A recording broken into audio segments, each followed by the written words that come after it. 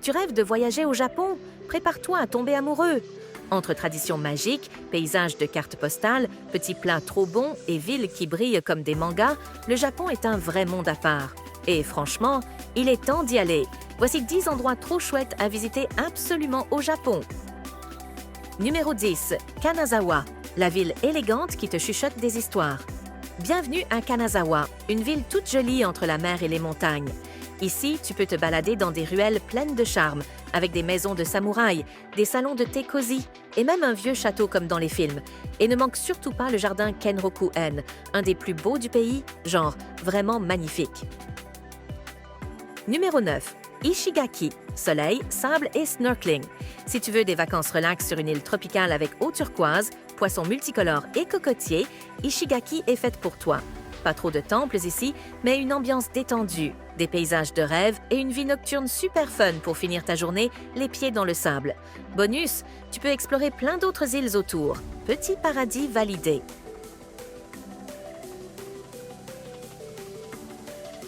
Numéro 8. Hiroshima, une ville forte et lumineuse.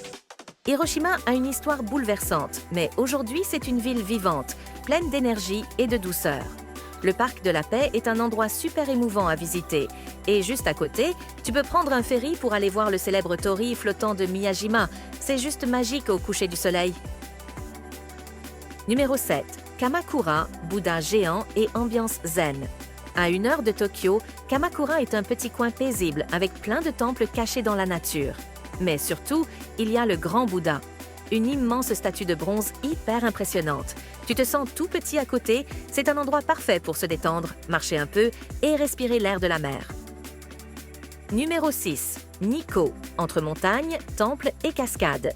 Nikko, c'est un peu comme si la nature et la spiritualité avaient fait un câlin géant. Tu y trouves des temples colorés, des forêts enchantées, des lacs brillants et même des sources chaudes pour te relaxer. C'est à 2 heures de Tokyo, mais on a l'impression d'être dans un autre monde. Numéro 5. Takayama.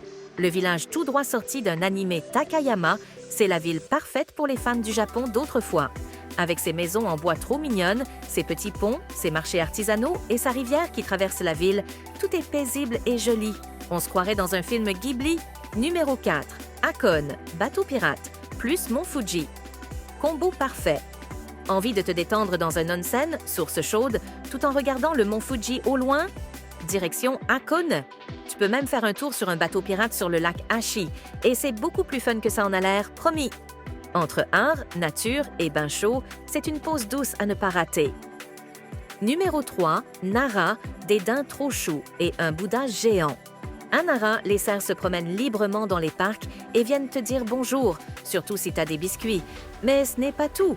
Tu peux visiter le temple Todaiji avec son incroyable Bouddha en bronze, des lanternes en pierre et des jardins pleins de zénitude. Un vrai coup de cœur tout doux. Numéro 2. Kyoto, le Japon traditionnel en version rêve éveillé. Kyoto, c'est le Japon comme dans les films. Temples dorés, jardins zen, maisons anciennes et même des geishas dans les rues du quartier Gion. Tu peux y passer des jours sans te lasser. Et au printemps, avec les cerisiers en fleurs, c'est juste wahoo! Numéro 1. Tokyo. Une ville qui fait battre le cœur Tokyo, c'est de la folie douce. Des buildings géants, des enseignes qui clignotent de partout, des cafés à chats, des jeux vidéo géants, des temples en plein centre-ville. Tout va vite, mais tout est fun. Que tu sois fan de manga, de nourriture, de shopping ou juste curieux, Tokyo t'en mettra plein les yeux. Alors, prêt à partir? Le Japon, c'est un mélange magique de beauté, de respect, de modernité et de tradition. Un pays qu'on n'oublie jamais et qu'on a souvent envie de retrouver. Dis-moi en commentaire, tu commencerais par quel endroit? Et n'oublie pas de t'abonner si tu veux plus de voyages mignons et inspirants.